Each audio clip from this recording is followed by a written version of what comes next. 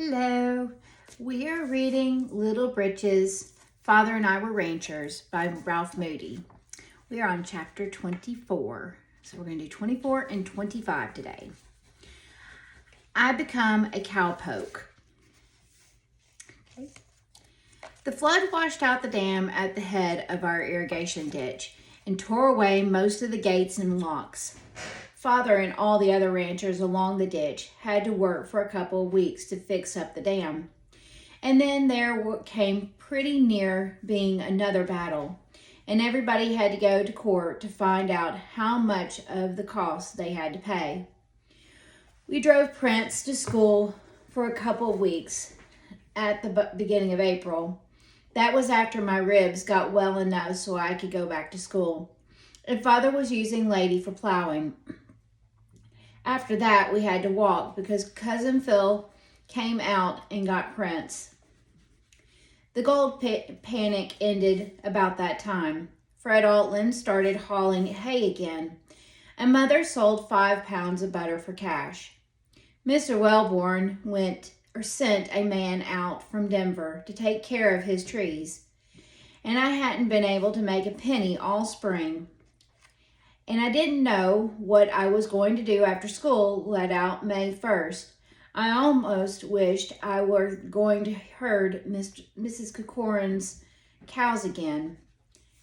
It would be June before Fred's hay was ready to cut, and there wouldn't be much to do at home, except to weed Mother's garden. And besides, I was lost without Fanny.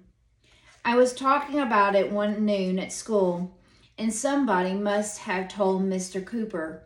Anyway, he came over to our house that evening and said he'd heard I was hunting work for the summer. Father told him I was always hunting work anywhere except in Mother's garden. But he thought I'd find enough mischief to get into right at home. Mr. Cooper lived 5 miles from our place, over west of Littleton and nearer the mountains. They got their irrigation water from Platte Canyon and didn't have any ditch fights, so they always had good crops.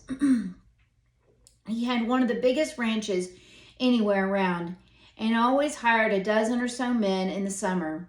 Before he went home, he told us he would pay me $20 a month and give me steady work from May 1st till the end of September. Then he said he didn't have to have an answer for a couple of days, and he dropped back by and see us again. I wanted to go to work for Mr. Cooper worse than I'd ever wanted anything.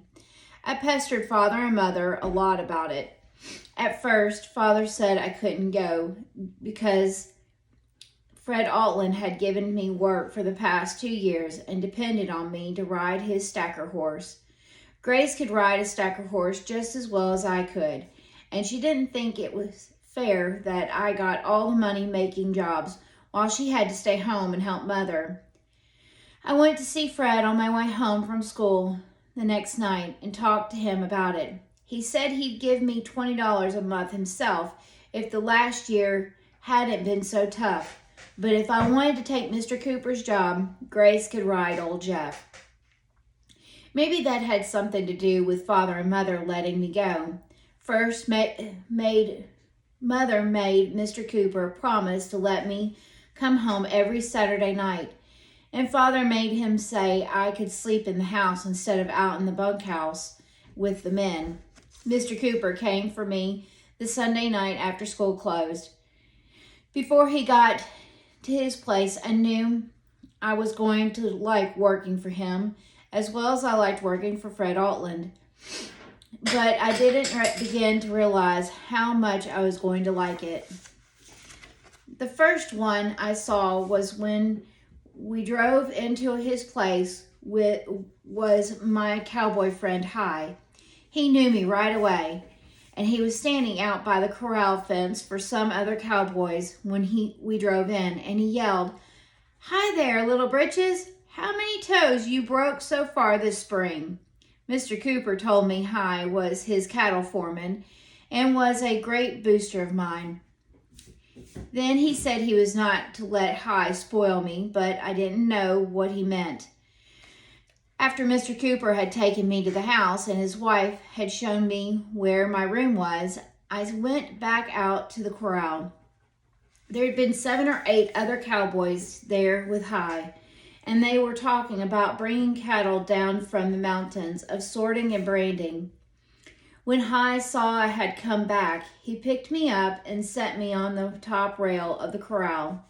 Then he wanted me to tell the other fellows about going up to the 2 dogs and getting caught in the cloudburst. I didn't want to talk about killing Fanny in the flood, and I guess Hi saw I was getting a little choked up, so he asked me where I had put my saddle and blanket. Of course, I'd never had a saddle or blanket, but I didn't like to say so, and said I liked to ride bareback better. All the fellows but Hi laughed when I said that, and one of them hollered, "By gosh, Hi, that'll learn you not to waste a week's time saddle making." Hi looked kind of funny for about a minute, and I guess I looked funnier. Then he started to laugh, too. "Dang you, little Britches," he said. "You're going to ride that little old saddle I made you, or I'll hang it around your skinny neck." He reached up and hauled me off the rail and carried me to the bunkhouse under his arm, the way you'd carry a little pig. Before Father had said I had to sleep in the house, Hi had fixed me a bunk right next to his. He had the quilt spread over my saddle, bridle, and blanket. Then they were the prettiest ones I ever saw, and I had to bite my tongue to keep from squealing. It was a breaking saddle like Willie Aldevolt's, only a lot better. The pommel was wide and thick, and it flared out a little before it drew in to the horn, so a fellow could lock his legs in under. The horn was only high enough to get a rope around, and had a nice rake forward. The knob must have been covered half an inch thick with leather. There were wide skirts to the stirrup straps, double horsehair cinches, and rawhide latigo tongs front and back.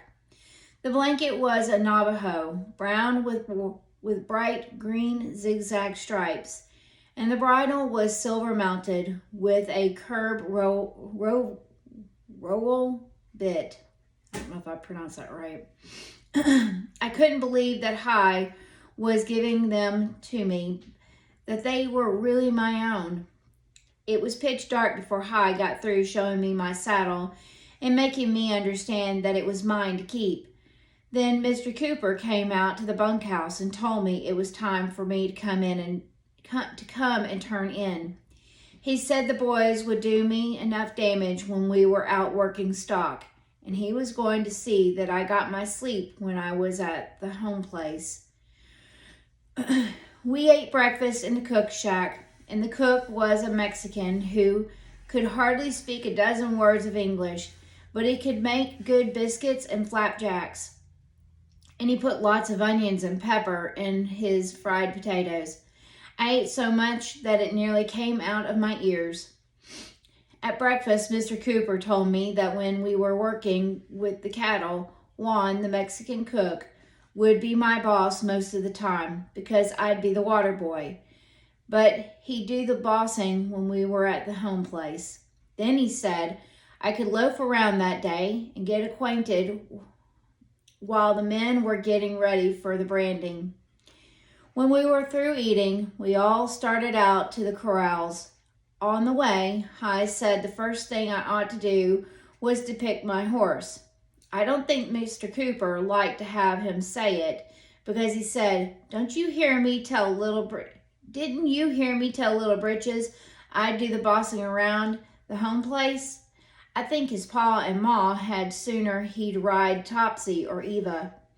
Topsy and Eva were the little seal brown ponies Mr. Cooper had driven over to get me. First, Hi put my saddle on Topsy and let me ride her. Then he put it on Eva. They were both nice, gentle little horses, but they didn't have the get up and get to them that Fanny used to have. Maybe it was my new saddle. and maybe it was because I had been used to Fanny, but I didn't like either of them. High's blue roan was in the big pole corral with a couple of dozen other horses, and there was another blue in there that looked almost like him. He was a young horse, wide in the chest and narrow in the withers, the way I liked them. He had a fine black head and sturdy legs with cat hams. I couldn't keep my eyes off him. All morning the men kept busy roping horses out of the big corral, saddling them and riding them in the breaking corral. Most always they got the horse they were after with the first throw of their ropes, but there wasn't one of them, not even High, who could flip a rope like old Two Dog. Some of the horses busted wide open when they got a rider on them, but most of them only crow-hopped around for a few seconds before they quieted down. High said there were only 2 or 3 of them that hadn't been ridden the last spring, but they had gone a little while during the winter. I watched and watched, but nobody put a rope on the blue. I guess Mr. Cooper and High knew I was watching him and knew I didn't like Topsy and Evo too well. While we were eating dinner, High said, "For goodness sake, Lynn, why don't you give the kid a shot at him? I see him ride his old man's seal brown down back of the schoolhouse, and with a little learning, he'll stick like a louse." Mr. Cooper didn't even answer, but he kept right on eating till somebody else down the table called out, "Oh, for goodness sake, Lynn, give the kid a break." Then Mr. Cooper looked up like he was mad and said, "Look here, you dang fools, who's responsible for this kid, you or me? I promised his ma I wouldn't let anything happen to him, and I ain't going to let him fork no green colt." High looked as surprised as he could and said, "Heck, Lynn, you ain't been hearing it so good. It's a blue colt we're aiming to see him straddling, not a green one." That time all the men laughed except Mr. Cooper. He pounded on the table and hollered, "I don't give a care if he's blue or green or yellow. You ain't going to put little Britches on no wild cayuses while I'm around to give the orders." Nobody laughed then, but I saw the fellows on the other side of the table looking at each other out of the corners of their eyes. I don't know how Mr. Cooper could have seen it because he was looking down at his plate, but I guess he must have. Anyway, in about a minute or two, he looked up at High and grinned. "All right, you dirty sons," he said. "I reckon that was about what you had in the back of your heads, and I guess it would be safer right here where we got a good pole corral. But I want to see you wear that maverick down before you let this little daredevil fork him." That was the end of dinner. High grabbed his hat, let out a whoop, and ran for the corral with the other fellows right behind him. I did stop to say, "Excuse me," before I got up, but I was second to get to the corral. Ted Eberts started shaking out a rope as he ran toward the corral gate, but High called him back. He said to take it easy because he was going to gentle the colt. I had seen Father gentle break a couple of horses and expected to see High go at it the same way, but he didn't. Instead of putting his rope on the blue colt, he tossed it on his own blue, led him out of the corral, and saddled him. Then he rode back in. He was holding a short loop on the off side of his saddle, not swinging it the way the other fellows did when they were after a horse. The remuda circled the corral, but High didn't follow them. He held his blue quite near the center till they bunched in a corner. Then he moved in toward them at the slow walk. When they broke, his rope flipped out and settled around the roan colt's neck, the way the tongue of a toad flips out at a fly. I was watching like a hawk, and I never saw him give his horse the least bit of a sign. But as the blue colt raced out of the fence corner, High's Blue was right beside him. He was snubbed to the saddle horn with no more than 4 feet of rope. But there was no jerk on his neck as High drew him away from the remuda and into the center of the corral. For just 1 second, the colt stood trembling. Then he seemed to explode, striking at the taut rope with his four hoofs and thrashing his head to try to shake it loose. My fingernails were digging into one of the corral poles, and I was shaking all over. But High seemed as calm as if he had a kitten on a string. His Blue circled and moved away, keeping the line snug on the colt's neck, while High easy talked him. High must have held the Blue colt there in the middle of the corral for 10 minutes. He kept talking to him all the time, as his own Blue danced in a circle, with the colt thrashing around them. I couldn't make out a word High was saying, but his voice sounded like water running over stones in a brook. The roan was wringing wet, but he had stopped striking. High motioned with his hand, and Ted Eberts swung the gate to the breaking corral open, then stepped away from it. High's Blue changed the direction of his dance until the colt had been led through the gate without seeming to realize it. Then, when Ted closed the gate and started toward them with a saddle in his hand, the colt went crazy all over again. Mr. Cooper was standing down the fence a ways from where I was. After the colt quieted down a little, he called to High, "Ain't you seen enough yet to know that Maverick will never be a kid's horse?" High didn't lift his voice a bit, but he said, "No, I ain't, and you ain't seen the kid ride. You got 2 surprises coming." I like to hear High say that, and I made up my mind that I was going to ride that Blue roan if it killed me. But I was really awful scared.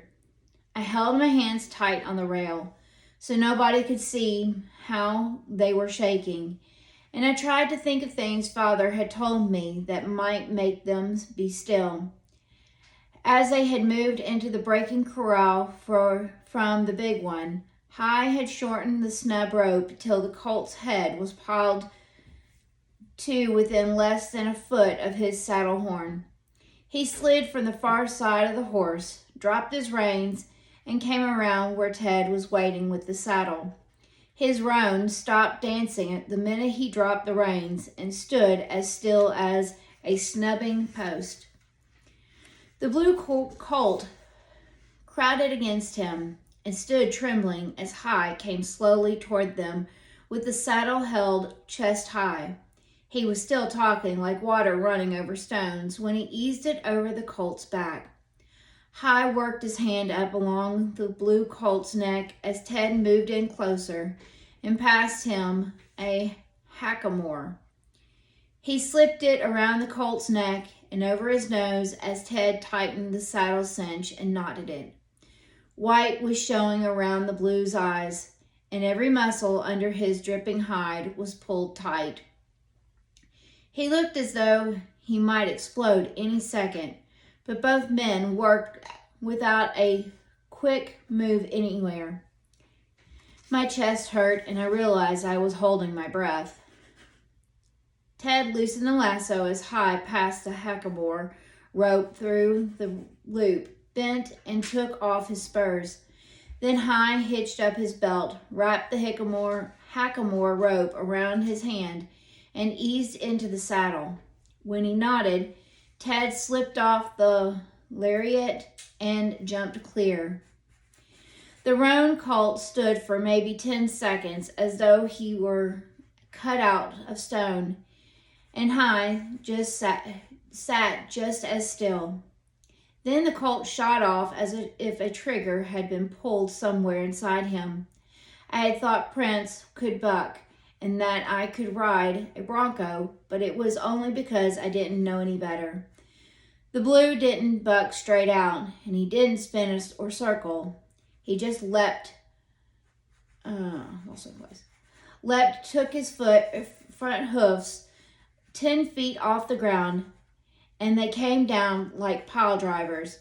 He bounced to the right, smashed down, snapped to the left, and went up again like a geyser. His hind quarters didn't follow his fores, but snaked around like a bucking bull's. All the blood seemed to have drained out of me and left me dry as prairie dust. My eyes burned and my tongue stuck to the top of my mouth. The roan crashed against the poles at the far end of the corral in a side swipe, pivoted, and rushed across the ring. He had changed his stride to a chop, and High's head was snapping like a ball on a string. It wasn't until then that I noticed he wasn't raking or fanning the roan, just pulling against the horse's bogged head with a hackamore rope and holding himself tight up against the pommel. The colt was plunging right toward me. High saw me just when I was ready to jump and waved his free arm as the blue jackknifed back toward the center of the ring. Nothing alive could have stood that pace long, so it probably wasn't more than a minute before the roan rocketed, crashed down, and stood trembling. High's face and neck were swollen and so red they looked as though they might break into flames, but he didn't seem a bit afraid. He stroked the colt's neck and talked to him. His voice hadn't changed a mite from the way it sounded before he got on. Sweat dripped off the roan like rain from the eaves of a house, and his sides pumped in and out like a bellows. I could see the whites showing around his eyes, and it was a look of fright, not of meanness. None of the men on the fence made a sound, as the horse seemed to be making up his mind whether to start all over again or to relax. I watched the quiver in his withers grow less and less, and then he moved a foot forward. The saddle squeaked and he spooked, but he didn't buck. Then he took another step and another. Neither High nor any man on the fence moved as the colt made a nervous circle of the corral. I'll show you this picture. Here.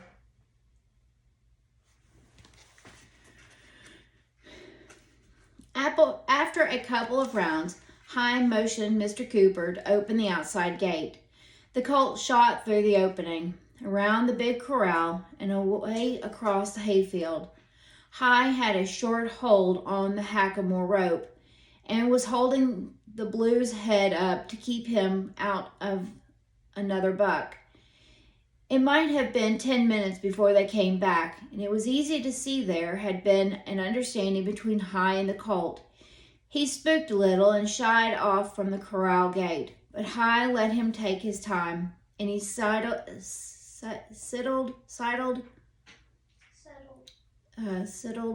back through. I'm not sure how you pronounce that word. When the gate was closed, High slipped out of the saddle and loosened the cinches. He must have had the rest of it all planned out with Ted Eberts, because Ted went in and took the saddle to the barn. When he came back, he was carrying mine, and he laid it by the gate. I was still afraid, but nothing like I had been before, and I knew it was my time to ride. So I climbed down and picked up my saddle. Mr. Cooper took it from me and told me to stay outside till it was on. He asked me if I was scared, and I lied to him, and I said, no, not a bit, but I was shaking inside. I never knew a horse could buck like that, Blue, and I knew I'd go off at the first thud if he did it again. I wasn't so much afraid of falling off outside where a horse could run away, but it seemed as though I would surely get trampled if I went off in that little corral. High gentle talked the roan colt and stroked his head while Mr. Cooper and Ted cinched my saddle onto him. Then he motioned me to climb up on the fence beside them. He told me the colt would buck again with a new rider, but not so hard. not so hard as he had seen Prince buck with me. He told me not to be afraid, but to keep myself pulled up tight against the pommel with the hackamore rope, and to keep my eyes on the roan's ears so I'd know which way he was fixing to jump. After that, he got on his own horse and settled the colt over against the fence. I noticed that all the other fellows had spaced themselves around the corral with their ropes shaken out. It made me feel a lot safer as I eased myself down into my new saddle. When I was set, High wheeled his horse away. Ted and Mr. Cooper jumped back, and I was on my own. The colt bogged his head, leapt, and thudded down. From there on, I don't know much about it except what they told me afterwards, but I do know that he didn't buck the way he did with High, or I'd have gone flying. When it was over, High came riding in to take me off, but I didn't want him to. I was so dizzy I could only see a blur, and I couldn't make words come out of my mouth. Maybe it was because I had bitten my tongue, but I don't think so. I think it was because I was still too scared and too happy because I hadn't fallen off. High knew what I wanted, though. He said, "You're dang right. You're going to get to ride him. Open the gate, Lynn." His blue never left my side more than 3 feet all the way across the alfalfa field, out over a strip of prairie, and back to the corral. On the way back, the colt wasn't fighting. I could feel the smooth power of his muscles under the saddle, and I knew he was going to be my horse. He had bucked harder with me than the fellows expected him to, and I don't know how I stayed on. I guess I was just too scared to fall off. Anyway, Mr. Cooper shook hands with me after High lifted me down. He said, "By gosh, you're going to make a cowpoke, little Britches. As long as you're with me, you can call him your own horse." Then he laughed and said to the other men, "I thought, by gosh, the kid was going to pull that 1-inch hackamore rope in two before the music stopped." Father never swore, and I know I wouldn't ever have said it out loud, but before I really knew what I was thinking, "By gosh, I thought so too," went through my head. All right, chapter 25, and it's another long chapter. A pretty strong current. I spent the rest of the afternoon helping Juan and High get the chuck wagon ready. It was really more of a blacksmith and harness shop than a chuck wagon. Juan's kitchen was only a big pantry with doors at the back. I sat on the open tailgate and was stuffed to the roof with flour, slabs of bacon, sugar, coffee, and potatoes. 2 big water casks were fastened to the sides of the wagon body, and Juan's pots and pans hung from the chuck box like warts on a squash. After all the branding irons, horn saws, spare saddles, and blacksmith tools had been loaded, it was my job to flush out and fill the water casks. I thought they held 1,000 gallons apiece before I got them filled. Mr. Cooper ate dinner in the cook shack with the men, but he ate his supper in the house with Mrs. Cooper and the little girls. I was nearly through with my second piece of pie when a team drove into the yard. I heard Mr. Cooper come out of the house and call, "Hiya, Fred." I thought the answer sounded like Fred Altland's voice, so I finished my pie as quick as I could and went out. He was so busy talking to Mr. Cooper that he didn't notice me till I went up close to the buckboard and said, "Hello, Fred." Fred spit so quick he hit the nigh horse on the hock and said, "By dog, Spikes, I didn't hardly know you. Where the heck did you get that 10-gallon hat?" It was a pretty good light gray hat. Tom Brogan had given it to me after I rode the blue colt. It was a little too big, though, and he had to roll up some paper and put it inside the sweatband. Hi was right behind me, and he came over yelling, "Spikes be dang! This here is Little Britches, top hand cowpoke and bronc buster of the YB spread.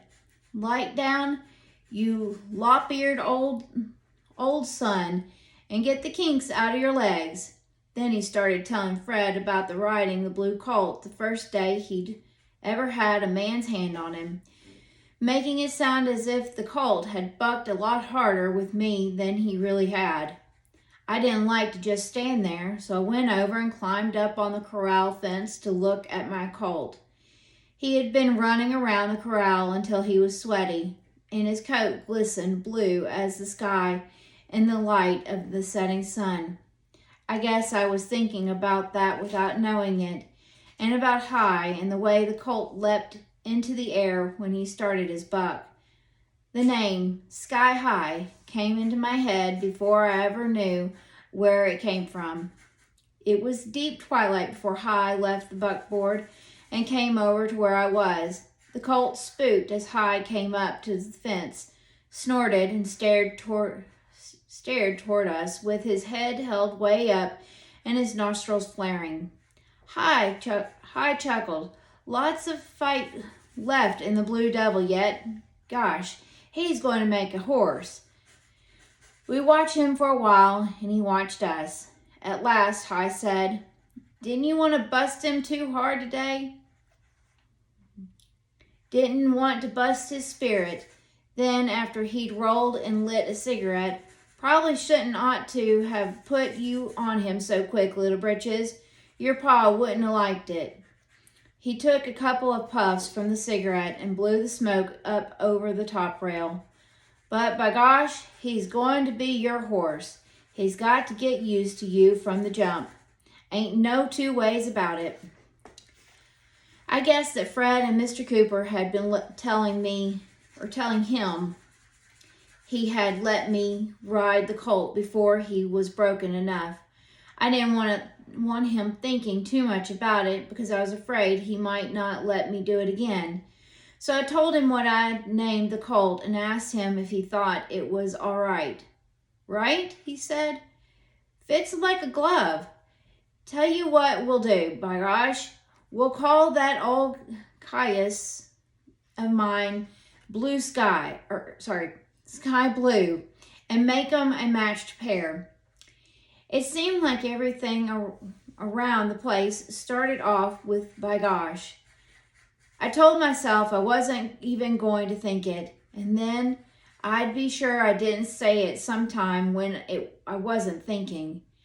I went over to talk to Fred Altland before he went home and asked him not to tell Mother about my riding Sky High.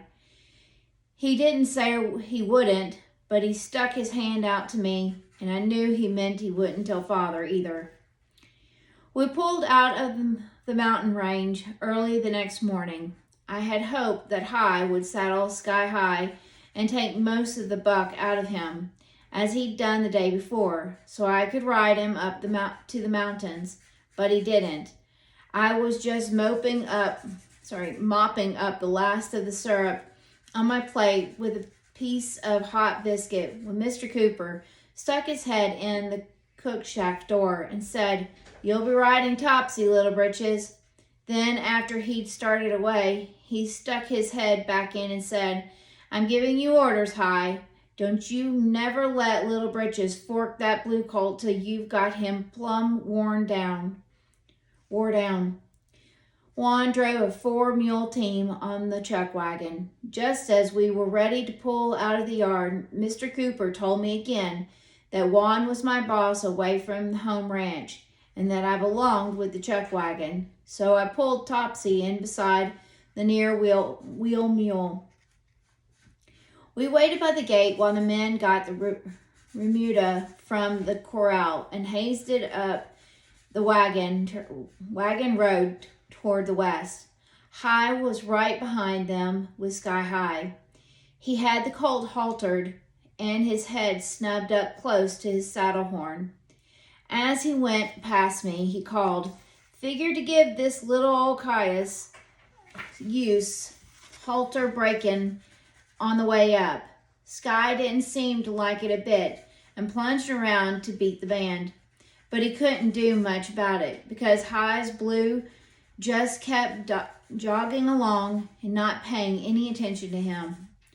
Juan followed the chuck wagon until we were out of sight of the horse. I rode along beside the mules, but Topsy didn't like the dust that the wagon stirred up. She kept blowing her nose and bobbing her head. Then Juan waved me to go ahead with the men and yelled, "Adelante, adelante, muchacho." I had picked up enough Spanish from the Mexican section hands to know what that meant. I dug my heels into Topsy's ribs. I never looked back at the chuck wagon until we were in the little green valley between the hogbacks and the mountains. I had felt kind of bad that I was only going to be water boy and helper to the cook, but it turned out a lot better than I expected. Juan didn't want help, even if I had known enough to be of any use to him. All he let me do was carry water for the men and bring in bundles of dry scrub oak for the fire. Juan had a Mexican water skin that he tied behind the cantle of the saddle.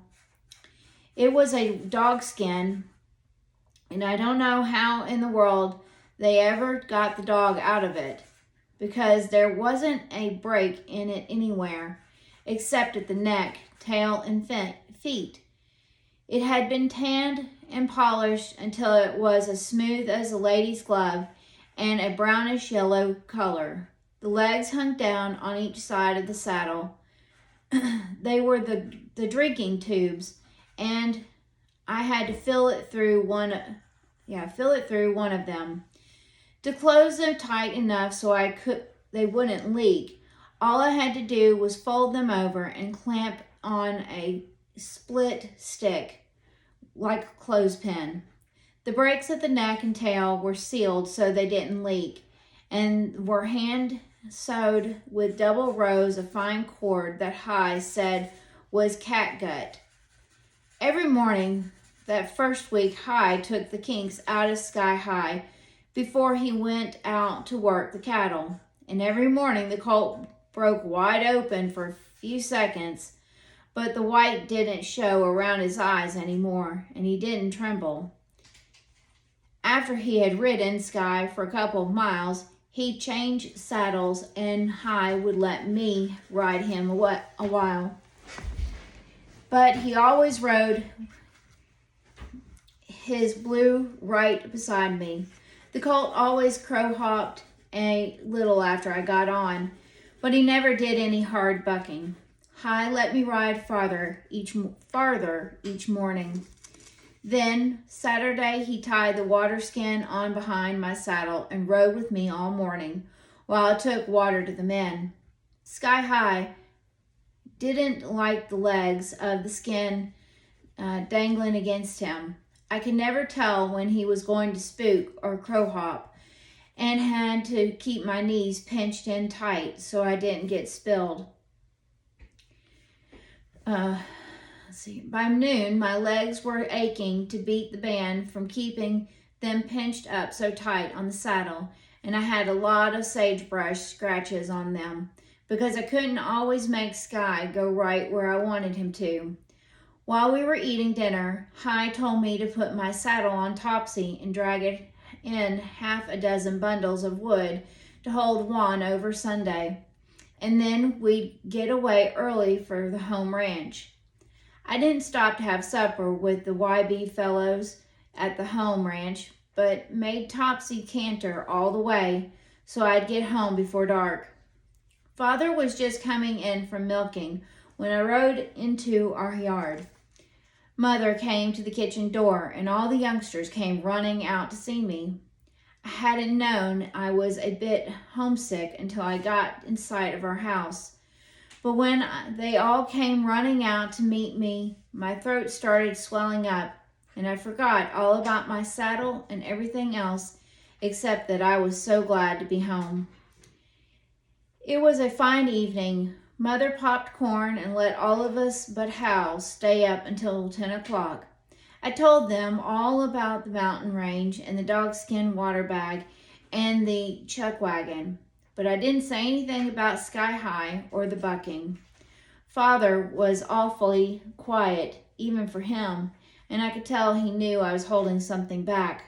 I think I would have told him all about it if we had been somewhere alone. But I couldn't tell him with Mother and the others there. Whenever I wasn't talking, I kept feeling guilty, so I told them all about the dragging in wood for Juan's fire, and about High having his roan trained so he'd handle any kind of mean animal without any reining. I said High was going to teach me how to train a horse that way. Father just said that would be a good thing to learn, and that a man who would train a horse like High's blue roan would be able to teach me lots of worthwhile things about forethought and patience, as well as horse handling. Sunday morning, I let Grace ride Topsy up to the corner and back on my saddle. Father went along on Lady because Topsy was a strange horse, and he wouldn't trust Grace alone with her. Grace didn't like to have him go with her. I think she always did wish she had been a boy so she could have been allowed to do the things Father let me do. We packed a picnic lunch and spent the whole afternoon down by Bear Creek. But we stayed away from the bridge where Fanny got hurt. Mother had a new book they had bought when she and Father went to Denver to hear Mr. William Jennings Bryan make a speech. It was The Call of the Wild, and Mother read to us most of the afternoon. I think I liked that book better than any one she'd read. While she was reading, Father and I whittled a sailboat. That is, Father whittled the boat part, and I made the masts and split dry Spanish dagger leaves for the sails. Then Father rigged the sails and bottoms with string he had brought in his pocket. He fixed 2 long strings to the main boom so we could swing it from one side of the boat to the other as we walked along the bank. While Mother and the others were getting supper fixed, Father and I sailed the boat down the creek at a place where the current wasn't too swift and where there was a pretty good breeze. We sat down on the bank and Father showed me how we could make the boat go either up or downstream by simply changing the angle of the sail.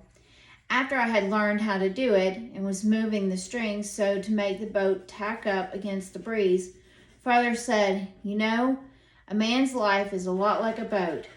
If he keeps his sail set right, it doesn't make too much difference which way the wind blows or which way the current flows. If he knows where he wants to go and keeps his sail trimmed carefully, he'll come into the right port. But if he forgets to watch his sail till the current catches him broadside, he's pretty apt to smash up on the rocks." After a little while, he said, "I have an idea you'll find that the current's a bit strong up at the mountain ranch." Just then Mother hoo-hooed us, and so we took the boat out from the water and went back up the creek. While we were walking, Father fastened the strings so the sail couldn't move and tied the long cord onto the bowsprit. When we got to where Mother had supper laid out on the bank, he gave the boat to Philip. We left the creek just when the sun started to dip down over the highest mountain peaks, so I could get back to Cooper's before dark. When I went, Father walked out to the gate beside Topsy. He had his hand on my knee and was looking down at the ground But he said, "Son, I want you to be a man and do the things men do, but I want you to be a good man. I'm not going to worry about you, but don't take a foolish risks, and give the man who's paying you a good day's work. So long, partner." Then he waved to me as he closed the gate.